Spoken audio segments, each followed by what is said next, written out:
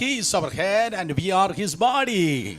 ఆయన మన శిరస్సై ఉన్నాడు, మనం ఆయన శరీరమై ఉన్నాం. Yes, Jesus is our head and we are his body. యేసయ్య మన శిరస్సై ఉన్నాడు, మనం ఆయన శరీరమై ఉన్నాం. And I want to tell you, మీ అందరికీ మాట your చెప్పాలనుకుంటున్నాను. pain is Jesus' pain.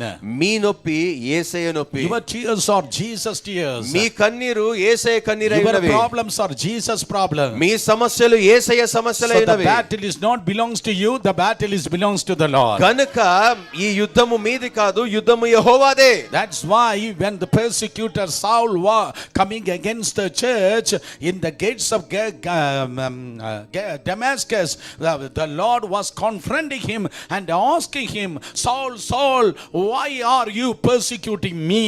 అందుకనే శ్రమ పెట్టేటువంటి ఆ సౌలు దమస్కు మార్గమున వెళుతున్నప్పుడు దేవుడు సౌలును ఎదుర్కొని సౌలును అడిగిన ప్రశ్న ఏంటి? సౌలా సౌలా, నీవు నన్ను ఎందుకు హింసిస్తున్నావు అని అడిగాడు. Jesus was not asking, Saula, Saula, why are you persecuting my congregation? నా సంఘాన్ని, నా సహవాసపు వారిని నీవెందుకు శ్రమ పెడుతున్నావు, హింసిస్తున్నావు సౌలా అని అడగలేదు ప్రభు. No, but the Lord is saying, why are you persecuting me?